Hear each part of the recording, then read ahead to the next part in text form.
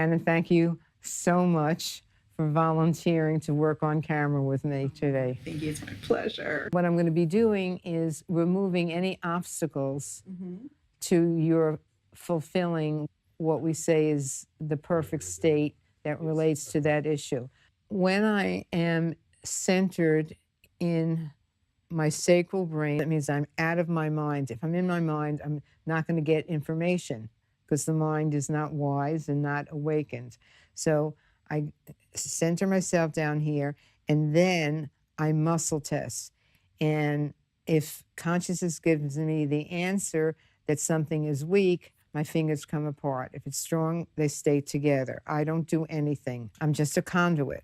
So I want to ask you what you feel the issue is, and then I can check and make sure that you're describing it accurately so I can find what weakens you, and then we can strengthen it. I don't feel really great about saying it, but one of my key issues is family boundaries and feeling burdened. So you're weak for burdens. Like feeling like there's there's issues that happen. There's a lot of sadness in my family. You're weak for sadness. And, I just feel like I'm usually caught being the one that's responsible. So feeling very responsible for everyone's happiness and feeling actually a little bit guilty to enjoy myself in my life. So let me see. You're not weak for caught. You're weak for guilty. Okay. So what are you guilty of? Well, I feel like I almost have to keep myself separate because I am enjoying my life and, I'm a cancer survivor and I'm just living my life to the fullest. And there's been so much sadness in my family. When I was sick, my father died the same week. My brother committed suicide. And I have, issues now with immediate family members. Okay. And it just. Yeah, you're not weak for those issues, but you're weak for the guilt. Now, when I do the clearing your path to infinite mastery work, I teach people the difference between guilt and regret. Guilt is something that people feel when they've deliberately tried to hurt someone else. So when you're feeling guilty, always ask yourself, did you deliberately try to hurt somebody? When you're setting boundaries, are you deliberately trying to hurt somebody? No, but for some reason, I feel like I was raised to always be a certain way. So when I'm acting in probably a healthier way, it feels. That's your conditioning.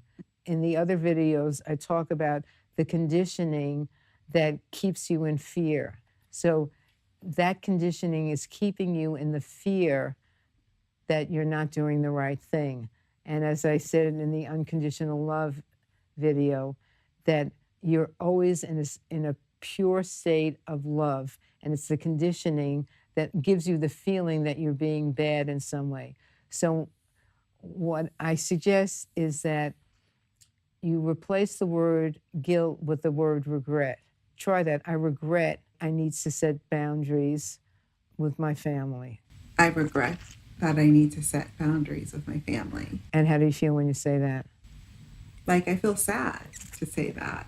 Okay, that's an appropriate emotion because sensitive people feel guilty because they see everybody's need and then they feel they're supposed to meet it. Okay, regret means, yes, you feel sad for them because you're feeling compassion for them, and you're also feeling compassion for yourself because you know that there are things that you need to do to have your quality of life at its highest level. So regret honors the dignity and allows for compassion for you and the other person, where guilt makes you feel diminished in some way, that you're being bad. So that's why I suggest replacing regret for guilt. Be aware of that in your daily life. When you start to feel guilty or you start to feel bad about yourself or second guess yourself, to just come back to the fact that you're not deliberately trying to hurt somebody. And when I've worked with somebody who's more on the sociopathic scale of things, if they feel guilt, you say hallelujah, because that means that they're really seeing that other people exist and they're coming into their humanity. You don't need guilt. So I take it on. That's the conditioning. That's the feeling that you're not a good person unless you, I had it, that I would feel like I'm being bad if I'm not making sacrifices. I lost a lot of money that way. Now I don't lose money because I don't feel bad, but and that's where I want you and everybody else to get to. We're going to do some morphic awakening. I'm going to muscle test to see which protocol to use first. Information tune-up protocol. So now what I want you to do is I want you to drop into your heart. And how would you like to feel with your family? The ideal would be that everyone was happy. No, you. Me. Yeah, you don't have control over them. We're healing you. Okay.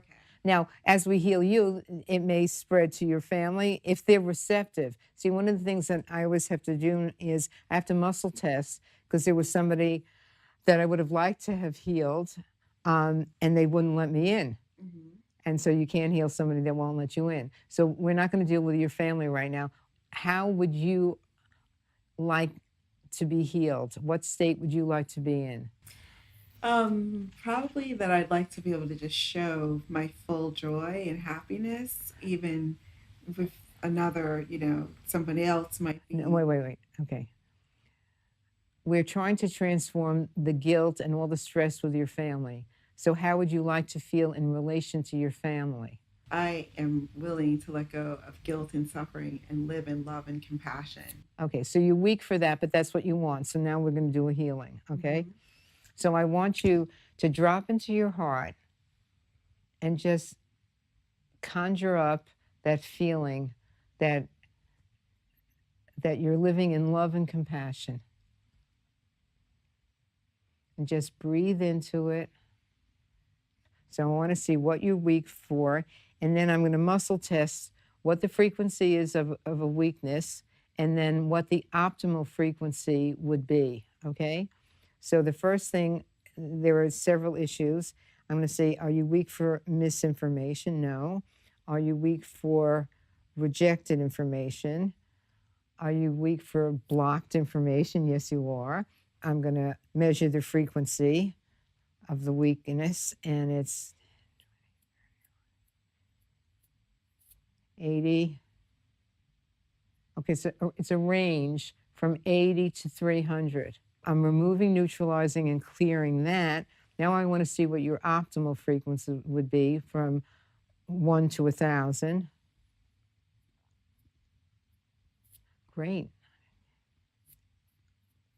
930 to 960. I'm entering, activating, and transforming.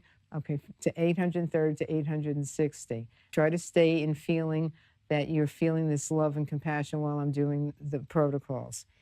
Okay, now I want to see if you're weak for distorted information. Yep.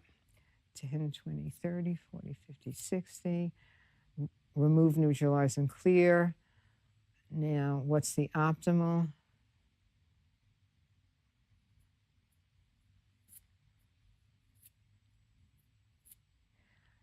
Optimal, I'm entering, activating, and transforming for 930 to 960. Now I want to see if you're weak or strong for degeneration of information. No, you're strong for that. And then the last one is non-sequenced information, so you're weak for that. So I'm going to see what the low frequency is. 50 to 90. Remove, neutralize, and clear that energy. And now your optimal is 930 to 960. So I'm activating, and transforming the energy of the non-sequenced information to that new higher frequency. And now I want to see if this new higher frequency of 930 to 960 is going to remain constant in your past, present, and future, and it is. And now, because we know from quantum physics that everything occurs at the same time, so we need to strengthen the past as well as the present and the future. Now I'm going to make sure that everything is restored in you to this new higher frequency. So I'm checking that you're remembering, that's strong, that you're resetting for the new higher frequency, that you're receiving the information, that you experience it, and that you restore it. And everything is strong, and the combinations are strong. So we're having an unusual experience. Ooh, I love it. So now, I can feel it. now, what do you tell me what you're feeling? Actually, I just feel like I want to smile, like hearing every step of the way, every word you're saying. I just feel like joy coming through my heart. Okay. The possibility of feeling that. Now, are you feeling it or are you feeling the possibility? I'm feeling it. Okay, now close your eyes and go inside and tell me what you're feeling, what sensations you're aware of. Just like a fluttering in my heart, just a lightness. Okay, now look around the room and see how people look to you. Oh my God, everyone looks so happy, joyful. Can you look at your sister? Mm-hmm. How do you feel when you look at her? I can see her again. Okay, so you didn't feel before that you could see I her? haven't thought of her. Okay, that's beautiful. Okay, that you feel you can see your sister again. Now look at your mother. Mm-hmm. How do you feel when you look at your mother? I just feel like I can look at her without sadness. You never want to describe anything in terms of what's missing. What is present? So there used to be sadness, but what's present now? Just looking at her. Okay. Like so just on a level. Right. There's no charge. In Morphic Awakening, it's about being neutral. So it sounds like you're seeing your mother with neutrality, which is the highest state of awareness, to be able to be neutral instead of what were the emotions you used to feel. The emotion of guilt, just mostly guilt. Okay, so that's beautiful because you were able to replace guilt with neutrality. Consciousness is neutral, and that's the state that when we awaken, we become awareness that's neutral. So, congratulations. Thank you. I appreciate it. I do. I want to support you in any way that I can. So I encourage you to subscribe to my channel and to reach out to me on my website.